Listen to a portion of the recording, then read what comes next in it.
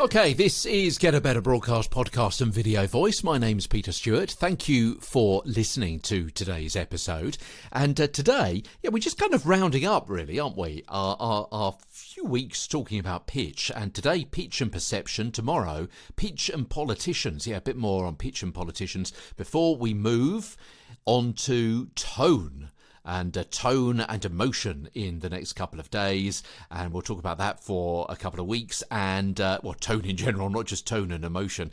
And then we'll be moving into intonation, which is another whole area. And in fact, you could argue that intonation is really perhaps the whole benchmark of my interest in voice.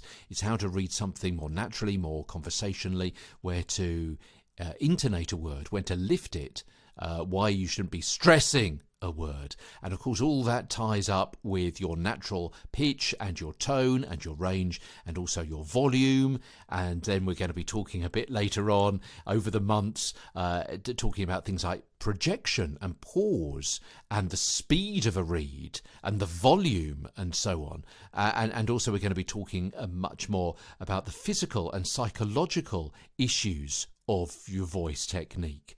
So it's all sorts of different things that are going on. But anyway, pull me back to today's episode, talking about pitch and perception. Because in the past, society judged people according to the pitch of their voice. And hopefully those days are pretty much gone. But even in the recent past, women with a high pitch may have been perceived by some as a bit of an airhead, perhaps. I mean, I hesitate to say that even now. But that was... I remember a British actress called Sandra Dickinson who had a particularly high voice, and she always seemed to get those kind of bimbo roles. Terribly unfair. A man with a lighter voice can be viewed as perhaps a bit more effeminate, lacking masculinity in some way. And conversely, there were previous views of what a woman's personality would be like if she had a low voice. She was often seen as sexy, perhaps, and also in derogatory ways if she had a lower voice, which I can't even bring myself to talk about because it just sounds so bad and wrong. But that's been the perception over time. Now, several studies have found that in general women prefer lower-pitched men's voices to higher-pitched men's voices. And conversely, men typically prefer high-pitched women's voices over low-pitched women's voices. We spoke about this, didn't we, on the show a couple of days ago. And there's a link to more on that in our show notes.